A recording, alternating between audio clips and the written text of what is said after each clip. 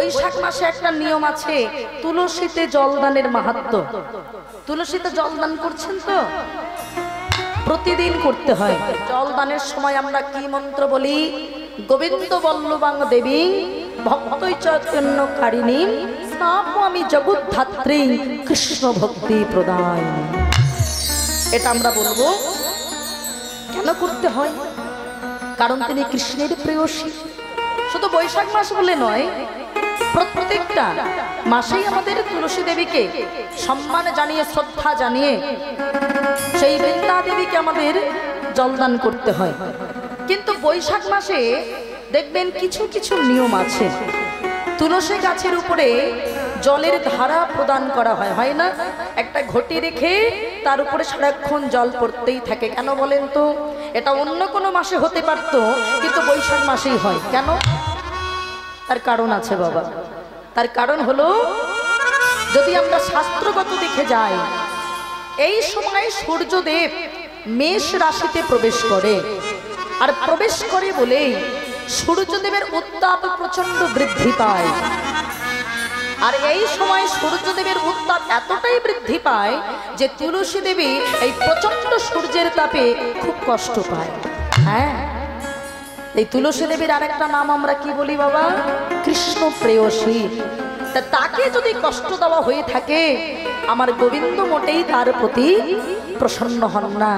তাই আমাদের জানতে হবে, তুলসী দেবীকে প্রত্যেক দিন এই বৈশাখ মাসের দিনে কেউ যদি তুলসী তলায় এবং তুলসী দেবীকে প্রত্যেক দিন যদি জলের ধারা প্রদান করতে পারেন, তার জীবনে অনেক পুণ্য সঞ্চার হয় মায়েরা।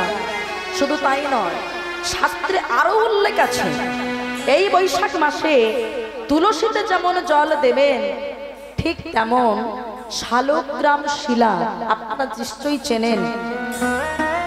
শালগ্রাম শিলায় যে স্নানের জল, সেই চরণামৃত কেউ যদি পান করতে পারে, তাহলে বলছে তার এই জগতে যত পাপটা সব ধুয়ে মুছে যেমন যায়, তেমন জীবনান্তে মানে জীবনের শেষ দিনে তাকে আর জমের ঘরে যেতে হয় না, তাকে ভাগবত ধামে যেতে হয়।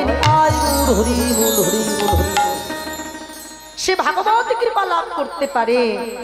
একটা কথা জানবেন বাবা, এই পৃথিবীতে যত বৃক্ষ রয়েছে তার ভিতর থেকে শ্রেষ্ঠ বৃক্ষ হলো তুলসী বৃক্ষ।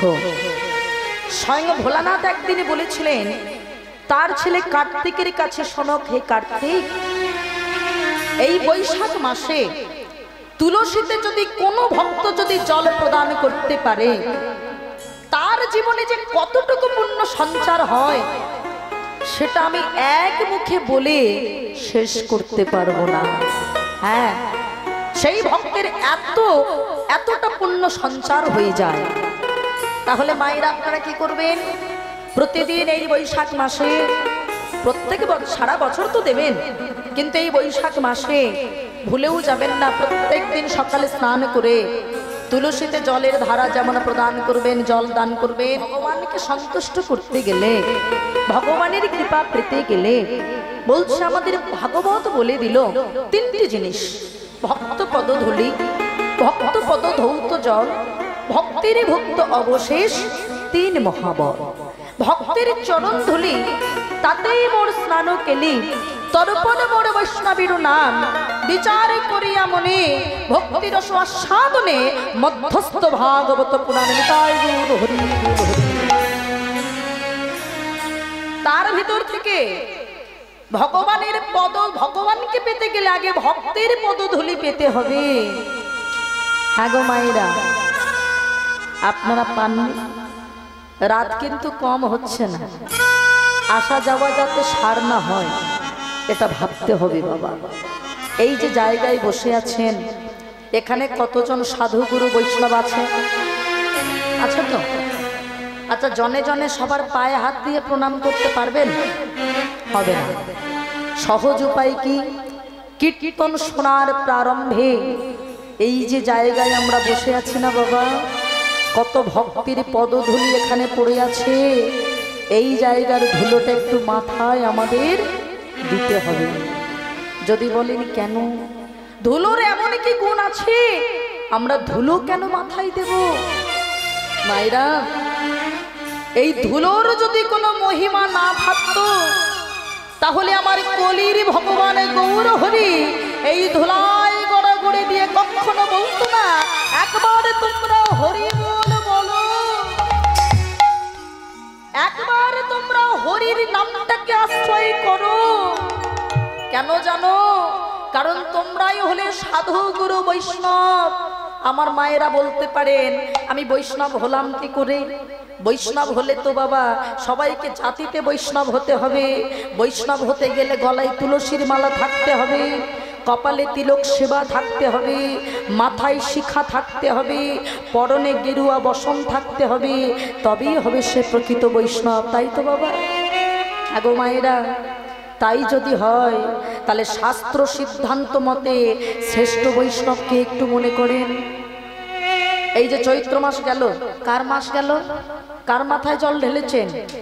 ভোলানাথ শিব ঠাকুর। ইনি হলেন শাস্ত্র সিদ্ধান্ত মতে শ্রেষ্ঠ বৈষ্ণব। আচ্ছা, বৈষ্ণবের যদি তুলসীর মালা পরলেই যদি বৈষ্ণব বলা যায় বাবা, একটু ভোলানাথের রূপটা একটু মনে করেন। ভোলানাথের গলায় তুলসীর মালা আছে মায়েরা। কিসের মালা আছে? রুদ্রাক্ষের মালা। দেখুন, বৈষ্ণবের চিহ্ন কিন্তু মেলেনি। আচ্ছা, কপালে এই যে আমরা তিলক সেবা করেছি এটাকে বলা হয় অর্ঘকুণ্ডক তিলক। ভালো করে ভাববেন, ভোলানাথের কপালে এরকম তিলক সেবা আছে বাবা? কিরকম আছে? এরকম আছে না? ত্রিকুণ্ডক তিলক, মানে সেখানেও বৈষ্ণবের চিহ্ন মিলল না। আচ্ছা, মাথায় কি শিখা আছে? মায়েরা বলবেন, কারণ মায়েরা মাথায় জল ঢেলেছে। আর যদি না বলতে পারেন সামনের বছর জল ঢালা বন্ধ। মাথায় কি আছে মায়েরা? হ্যাঁ, জটা। তাহলে জল ঢালতে পারবে বাবা, ঠিকঠাক দেখেছে। মাথায় জল ঢেলে যদি মাথার খবর না রাখে তাহলে মাথায় আছে কি? জটা। সেখানেই, সেখানেও বৈষ্ণবের চিহ্ন মিলল না। আচ্ছা, পরনে কি গেরুয়া বসন আছে? কি আছে মা? বাঘের ছাল। সেখানেও বৈষ্ণবের চিহ্ন মিলল না। তাহলে তিনি কেমন বৈষ্ণব? শাস্ত্র কেন তাকে শ্রেষ্ঠ বৈষ্ণব বলছে? বলে আমার বাবা ভোলানাথ তিনি আভরণে বৈষ্ণব নয়, তিনি হলেন আচরণে বৈষ্ণব। আচরণটা কেমন হতে হবে গো? ত্রিনাদপি সুমিচিনা তদরিব সহিষ্ণুনা আমারি নমনোদের ভিক্টোরিয়া সদা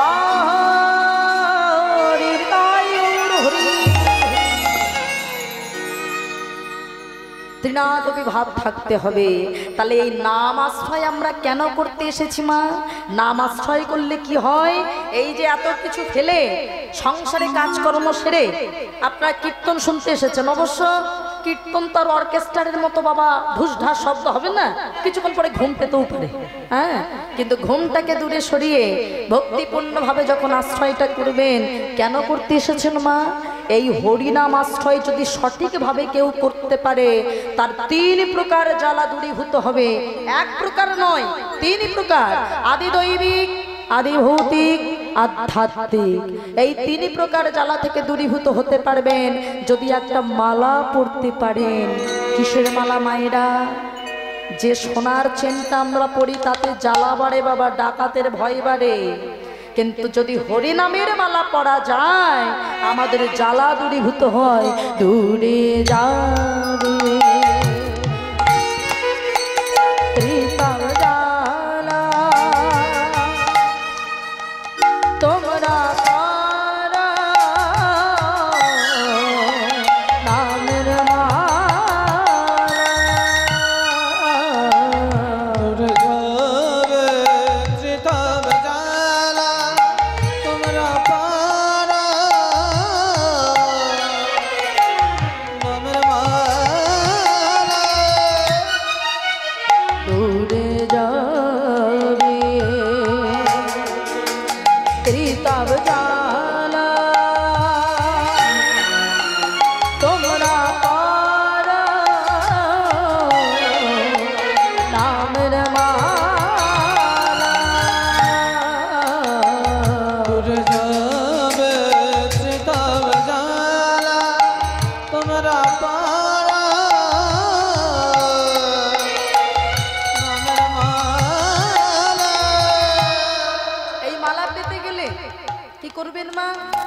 করে পাওয়ার নাম হলো কৃপা। আমি দিতে পারবো না, আপনাদের নিতে হবে। কি করে? আমি একা হরিনাম গাইব না। আপনারা এসেছেন কোথায়? কোথায় এসেছেন? গৌড়ীয় মঠে। গৌড়ের নামটা আপনারাই গাইবেন, আমি নয়। আমি তো গাইবই, কিন্তু আপনাদেরও গাইতে হবে। মা কি করবেন? আমি যে সুরে গাইছি সেই সুরে একদম জোরে জোরে চিৎকার করে গাইবেন। কেন বলেন তো? মানুষ যতক্ষণ না বিপদে পড়ে মায়েরা, ততক্ষণ চিৎকার করে গোবিন্দকে ডাকে না, বিপদে পড়ে তবে ডাকে। তাহলে যদি বিপদে পড়ার আগে যদি ডাকতে হয়, বিপদে পড়তে হয় না। তাহলে সবাই হাত তুলুন। আমার জন্য নয়, এই যে গোপীনাথ আছে ওনার জন্য আত্মসমর্পণ করে সবাই হাত তুলুন প্রেমতে। হ্যাঁ, তুলে একসঙ্গে জোরে জোরে বলবেন। কেমন? খুব সুন্দর করে গাইবেন। হরে কৃষ্ণ হরে কৃষ্ণ কৃষ্ণ কৃষ্ণ হরে হরে হরে রাম হরে রাম রাম রাম হরে হরে। বলুন জোরে জোরে, আরেকটু জোরে।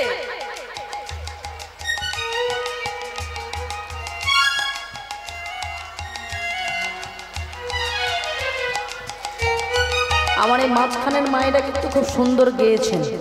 হ্যাঁ, তবে আমার মনে হয় আমার গোপীনাথ আরো বেশি সুখী হবে যদি আরেকটু জোরে এদিক থেকেও আমার বাবা মায়েরা গান। হ্যাঁ হ্যাঁ, আর একবার দেওয়া হোক, আর একবার সুযোগ হোক মায়েরা, দেখা যাক গোপীনাথকে কতটুকু সন্তুষ্ট করতে পারেন।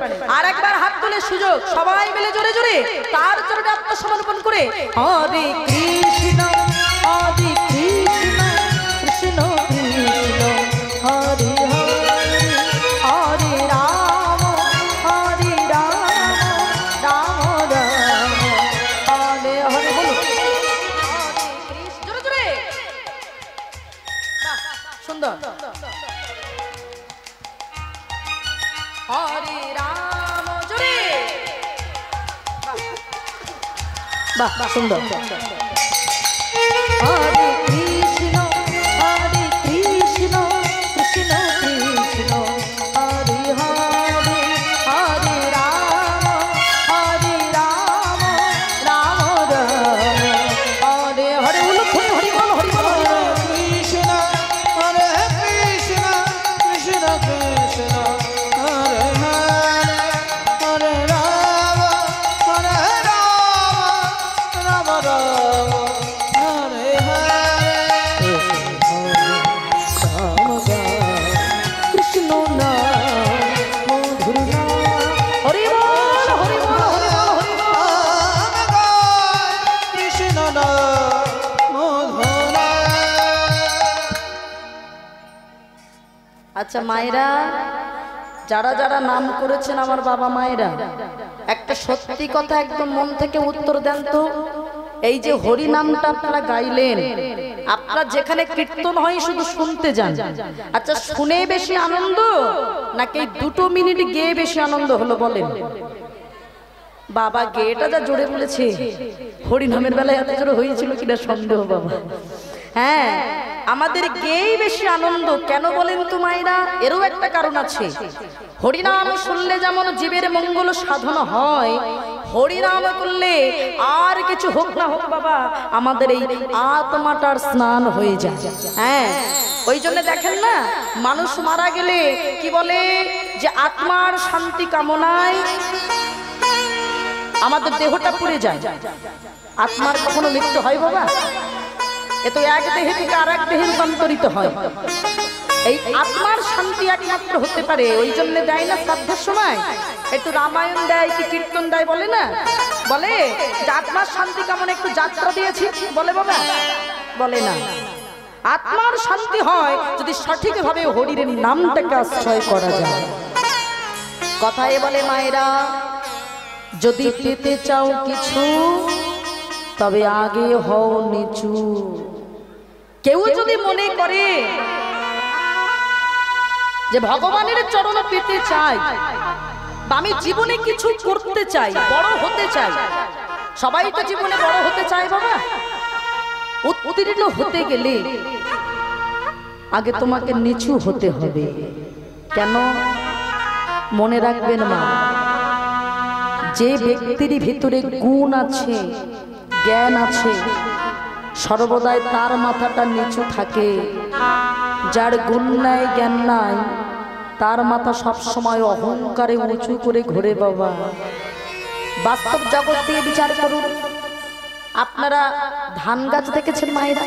ধান গাছ, ধান গাছে যখন ফসলটা পরিপূর্ণ হয়ে যায়, সেই গাছের মাথাটা কিরকম, নিচের দিকে না সোজা হয়ে থাকে? কি মায়েরা?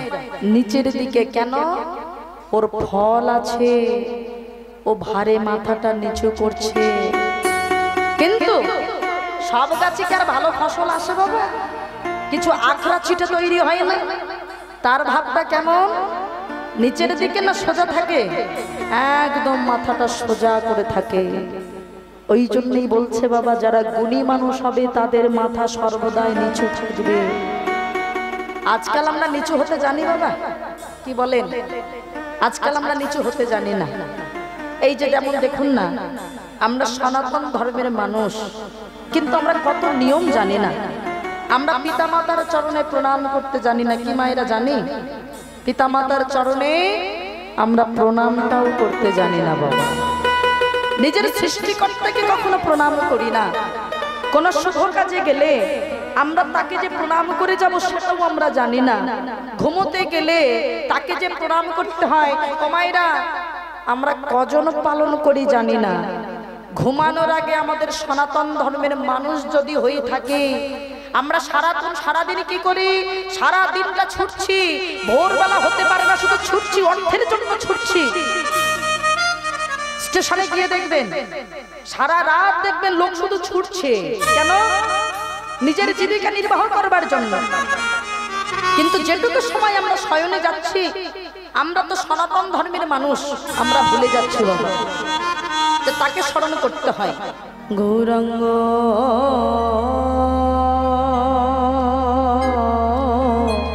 না হইতো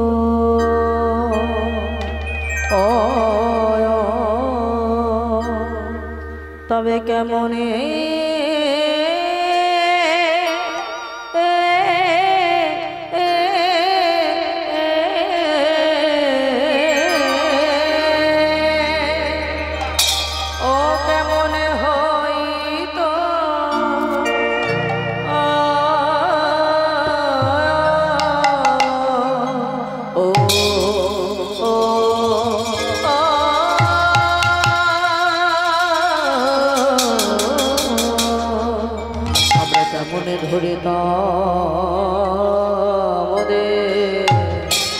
আহামরি মোরে ভাবনিধে গুরু হরে গৌরাঙ্গ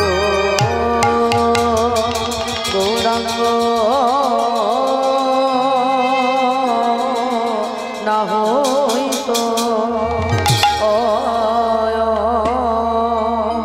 তবে কেমনে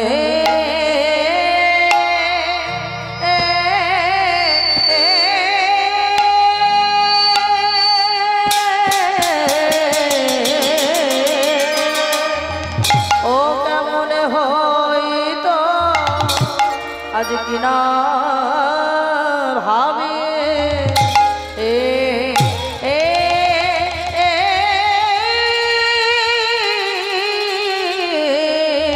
কিনা ভাবে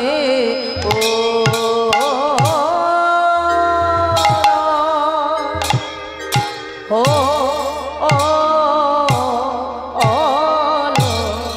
আহামরি আরে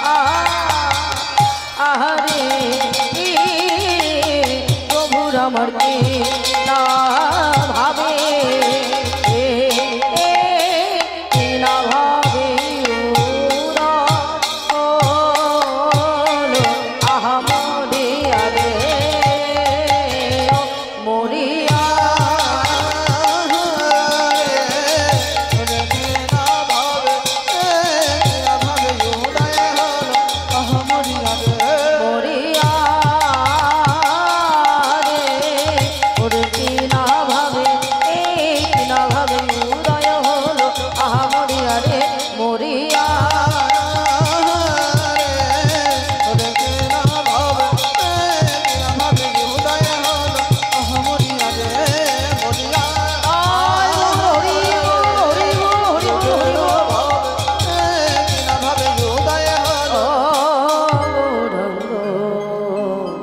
গৌরাঙ্গ না হইতো শ্রীরাধার মহিমা আরে কি বাসরা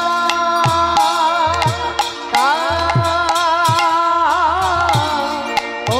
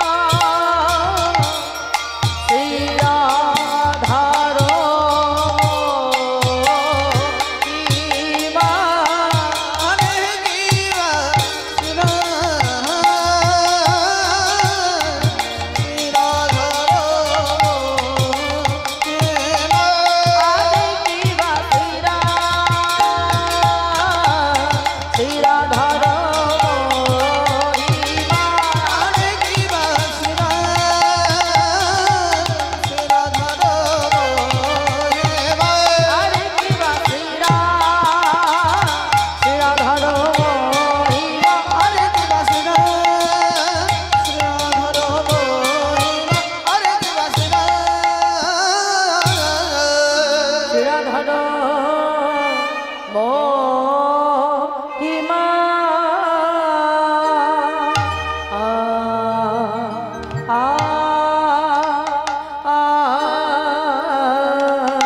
আরে ও শ্রীরাধর মহিমা যদি গৌরাঙ্গ না হইতো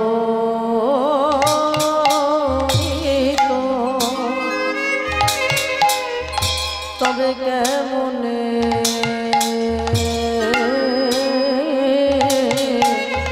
হইতো যদি গৌরাঙ্গ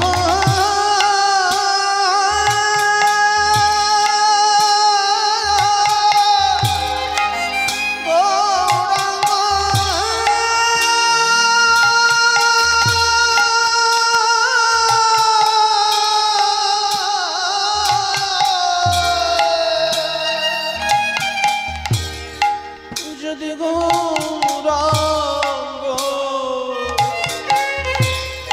না হইতো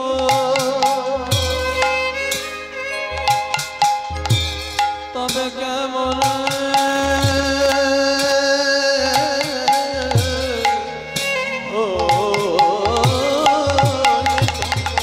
আমরা কেমনে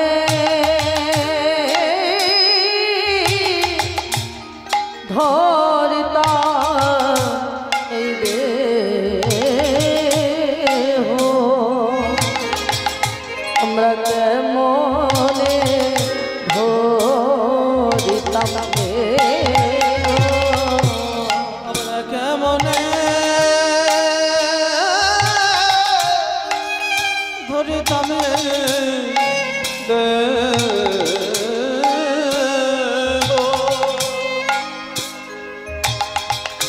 আমরা কেমনে ধরিতাম শ্রীরাধার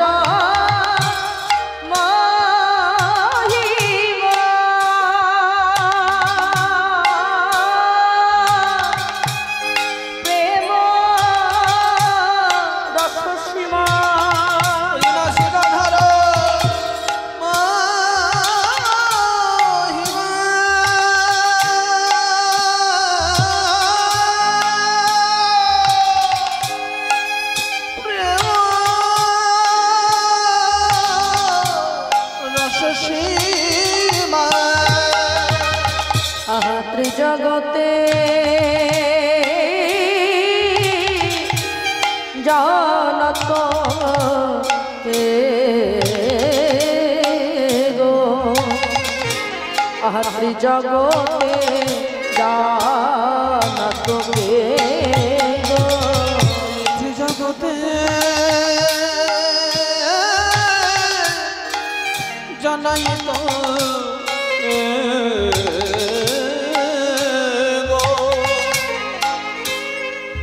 জগতে জানাই তোকে জানত গো জানাত গো জানত গো জানাত গো তোর যদি না আসিত সে জানত গো যদি না আসিত কে জানাত গো আমার গৌর যদি না আসিত সে জানত গো আমাদের গৌর যদি না আসিত কে জানাত গো বলো কে জানত গো জানাত গো বলো কে জানত গো জানাত গো আমার গৌর যদি না আসিত কে জানত গো আমাদের গৌর যদি না আসিত কে জানাত গো বৃন্দাবনের মধুর লীলা কে জানত গো বৃন্দাবনের মধুর লীলা কে জানাত গো সেই বৃন্দাবনের ব্রজ মাধুরী কে জানত গো বৃন্দাবনের ব্রজ মাধুরে কে জানাত গো আহা তাই গোরা এসেছি উলুধ্বনি হরিবল হরি এসেছে তাই গোরা এসেছি চলে জীব উদ্ধারি তাই গোরা এসেছি উলুধ্বনি হরিবল হরিবল হরিবল ভক্তবৃন্দ উদ্ধারি তাই গোরা এসেছি আনন্দের মুরতি আনন্দের মুরতি রাধা কৃষ্ণ একত্রিতি আনন্দের মূর্তি বলো ধ্বনি হরি বল তাই গোরা নাচে রে তাই গোরা নাচে রে হেমে দণ্ড বাহু বলে তাই গোরা নাচে রে এবারে সব সঙ্গে লয়ে তাই গোরা নাচে রে আনন্দের মূর্তি আনন্দের মূর্তি রাধা কৃষ্ণ একত্রিতি আনন্দের মূর্তি বলো ধ্বনি হরি বল হরি বল হরি বল তাই গোরা নাচে রে তাই গোরা নাচে রে হেমে দণ্ড বাহু বলে তাই গোরা নাচে রে আবার হরি হরি হরি বলে হেমে দণ্ড বাহু বলে হরি বল হরি বল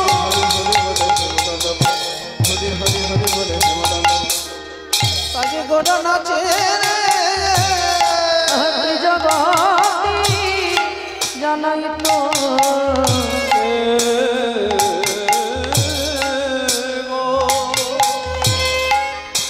জগতে